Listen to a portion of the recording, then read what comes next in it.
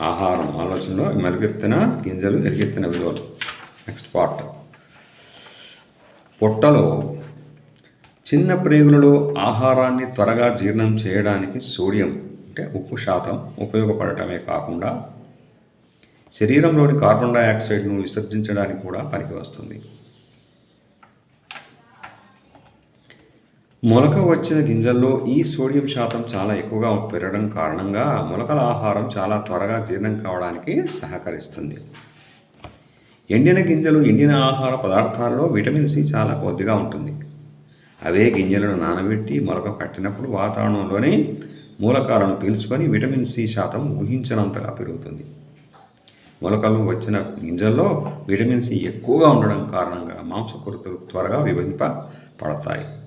అలాగే ఇందులో ఉన్న ఐరన్ ప్రేగుల నుండి త్వరగా రక్తంలోనికి వెళ్ళి కలవడానికి విటమిన్ సి సహకరిస్తుంది.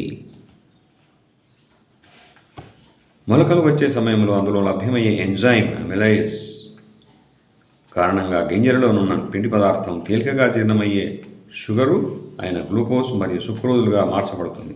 అలాగే మాంసకృతులు అయితే అమినో యాసిడ్లు మరియు అమైడ్స్గా విడగొట్టబడతాయి. క్రొవ్వు మరియు నూనె పదార్థాలు అయితే ఎంజైమ్ లైపేజ్ వల్ల ఫ్యాటీ యాసిడ్స్గా మార్పు చెందుతాయి. ఈ రకమైన మార్పులు మొలకలు వచ్చే సమయంలోనే చోటు చేసుకోవడం వల్ల ఈ ఆహారం ప్రేగులకు శ్రమ లేకుండా తక్కువ సమయంలోనే జీర్ణక్రియ పూర్తి అయ్యేటట్లు చేసి శరీరానికి శ్రమను తగ్గిస్తుంది.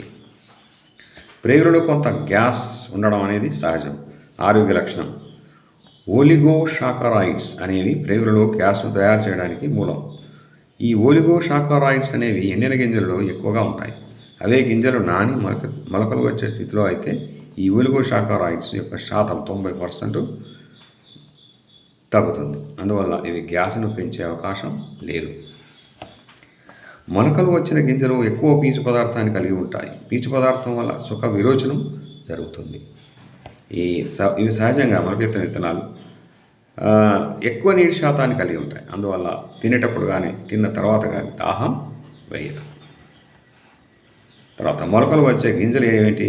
గోధుమ, బార్లీ, రాగులు, చోళ్ళు అంటారు, పెసలు, శనగలు, బఠానీలు, ఆల్ఫా వేరుశనగ మరియు బీన్స్. నెక్స్ట్ మొలకెట్టే విధానం నెక్స్ట్ వీడియోలో చూద్దాం. Thank you subscribers.